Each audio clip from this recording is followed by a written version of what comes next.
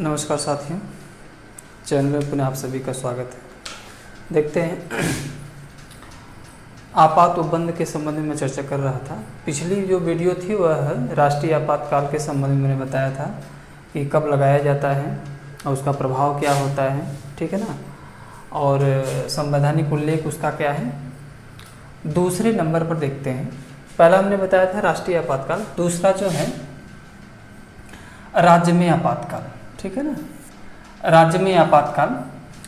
अब ये आप इसे राष्ट्रपति शासन भी कह सकते हैं, यानी कि राज्य की शासन व्यवस्था वह भारत के राष्ट्रपति के अधीन चली गई, यानी कि उसी के निर्देश के आधार पे राज्यपाल जो है संचालित करेगा, ठीक है ना।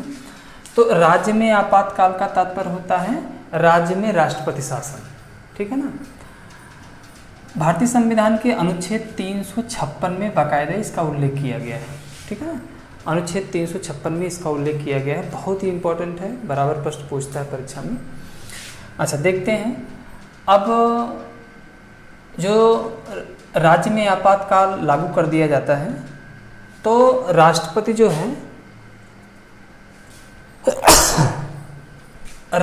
है राज्य के राज्यपाल के माध्यम से शासन का संचालन करेगा, यानी कि राज्य का जो राज्यपाल होगा उसी के मातहत जो है राष्ट्रपति जो है राज्य के शासन व्यवस्था का संचालन करेगा।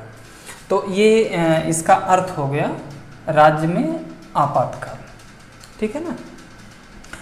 अच्छा, किस कारण से लगता है, यानी कि राज्य में आपातकाल या राज्य में राष्ट्रपति शासन के लगने का मुख्य कारण है कि राज्य की संवैधानिक तंत्र की विफलता के आधार पर लगता है, यानी कि राज्य का जो संवैधानिक व्यवस्था है, यानी राज्य का जो तंत्र है या राज्य का जो प्रशासन है ना, वह संवैधानिक तंत्र के अनुसार ना चल रहा हो, यानी कि राज्य की संवैधानिक तंत्र की विफलता के आधार पर ही राज्य में आपातकाल लगता है या राष्ट्रपति शासन लगाया जाता है।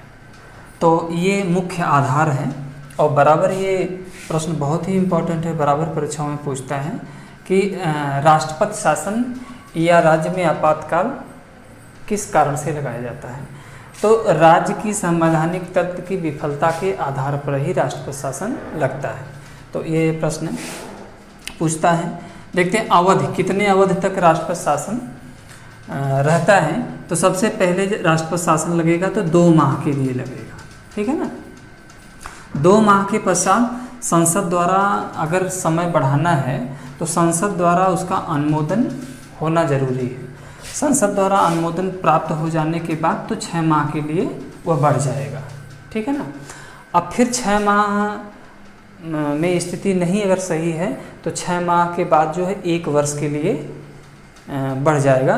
तो इसमें भी संसद का फिर पुनः अनुमोदन होना जरूरी होगा।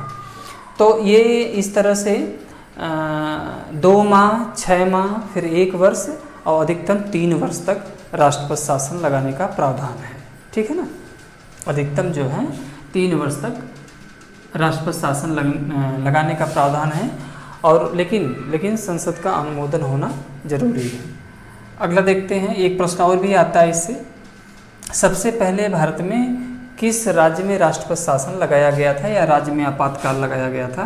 तो पंजाब में सबसे पहले, यानी कि पंजाब में राष्ट्रपति शासन सबसे पहले लगाया गया था 1951 ईस्वी को, ठीक है ना। ये भी प्रश्न कभी कभी पूछ देता है। सबसे अधिक बार यदि राष्ट्रपति शासन कहीं लगा है तो वह केरल राज्य है। सबसे अधिक बार राष्ट्रपति शासन केरल राज्य में लगा है। तो इस तरह से इससे संबंधित प्रश्न आते हैं, और हमने ये इस तरह से आपको बताया है कि जो प्रश्न परीक्षाओं में पूछे जाते हैं, इसी तरह से शॉर्टकट में मैंने आपको बताने का प्रयास किया है।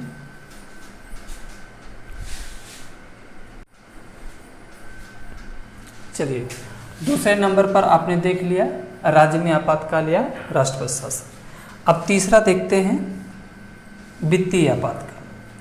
जैसा कि मैंने पूर्व में वीडियो में आपको बताया था, पिछली कक्षाओं में आपको मैंने बताया था कि आपात उपबंध में पहला राष्ट्रीय आपातकाल, दूसरा राज्य में आपातकाल और तीसरा जो है वित्तीय आपातकाल। यानी 3 आधार होते हैं आपातकाल के।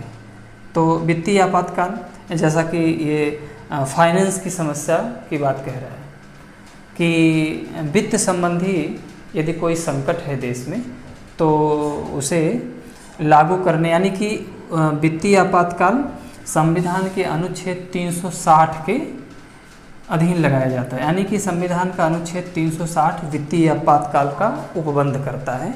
वित्तीय आपातकाल लगाने की यह व्यवस्था इसमें दी गई है। तो अनुच्छेद 360 याद रखेंगे, बहुत ही इम्पोर्टेंट है। तो राष्ट्रपति द्वारा वित्तीय आपातकाल जो है लगाया जाता है।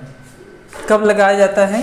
कि जब राष्ट्रपति को लगे कि भारत की वित्तीय अस्थायित्व या साख, भारत की वित्तीय अस्थायित्व या साख को यदि खतरा है तो भारत का राष्ट्रपति जो है वित्तीय आपातकाल की उद्घोषणा कर सकता है। लेकिन वो उद्घोषणा राष्ट्रपति स्वविवेक से किसी भी प्रकार के संकट की घोषणा नहीं कर सकता।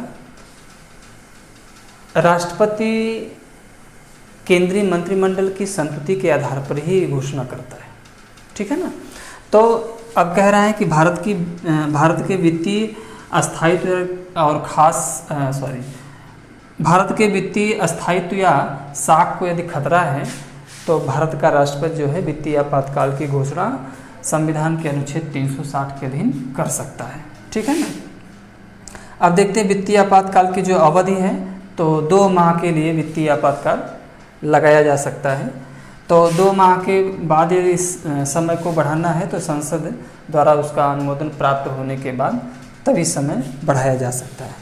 अब देखते हैं वित्तीय आपातकाल यदि देश में लागू है तो प्रभाव क्या होगा, ठीक है ना। इससे ये भी बहुत ही इम्पोर्टेंट है, इससे भी प्रश्न बराबर परीक्षाओं में पूछे जाते हैं। तो अब प्रभाव क्या होगा? राष्ट्रपति क्या करेगा? आर्थिक दृष्टि से किसी राज्य को निर्देश दे सकता है।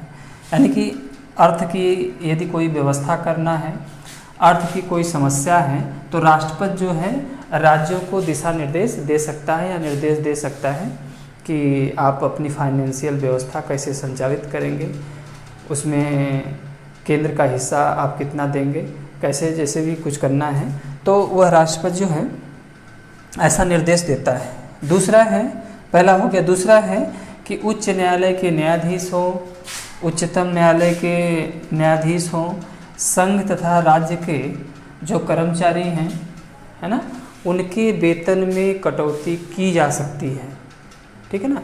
यानी कि वित्तीय आपातकाल लागू हो तो उच्च न्यायालय, उच्चतम न्यायालय और साथ ही साथ संघ तथा राज्य के जितने भी कर्मचारी हैं, ठीक है ना, उनके वेतन में कटौती की जा सकती है, यह प्रभाव होता है। तीसरा क्या है कि राष्ट्रपति के निर्देशन में राज्य की वित्तीय विधेयक जो है राज्य की विधानसभाओं में पेश किए जाएंगे। ये कह रहे हैं कि वित्तीय आपातकाल का तीसरा प्रभाव है कि राष्ट्रपति के निर्देशन में ही यदि राज्य में वित्तीय विधेयक पेश करना है ना, तो यानी कि जो वित्त विधेयक पेश करना है विधानसभा में, तो वह वित्त विधेयक राष्ट्रपति के निर्देश पर ही पेश होगा, यह कह रहे हैं, ठीक है ना। यानी मेरे कहने का तात्पर्य है कि यदि वित्त विधेयक विधानसभा में पेश करना हो, किसी भी विधानसभा में, राज्य की विधानसभा में पेश करना हो, तो उसका क्या है कि राष्ट्रपति का निर्देशन प्राप्त करना उस राज्य को आवश्यक होगा। चौथा देखते हैं कि राष्ट्रपति द्वारा संघ और राज्य के धन संबंधी विभाजन में भी संशोधन किए जा सकते हैं। तो राष्ट्रपति द्वारा जो संघ या राज्य के धन संबंधी विभाजन होते हैं उसमें भी संशोधन राष्ट्रपति कर सकता है। तो बहुत सारे ऐसी कर एवं शुल्क व्यवस्थाएं हैं जो राज्य लेती है केंद्र को देती है, या केंद्र लेता है तो राज्य को देता है, कुछ बंटवारे इस तरह से होते रहते हैं। तो ऐसी अगर देश आर्थिक संकट में है तो इस तरह से धन संबंधी विभाजन जो है राष्ट्रपति कर सकता है।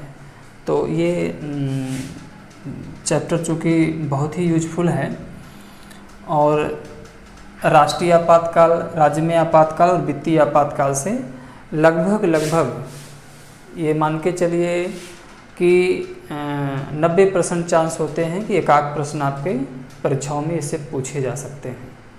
तो मुझे विश्वास है कि वीडियो आपको अच्छी लगी होगी। बहुत बहुत शुभकामनाएं, बहुत बहुत धन्यवाद।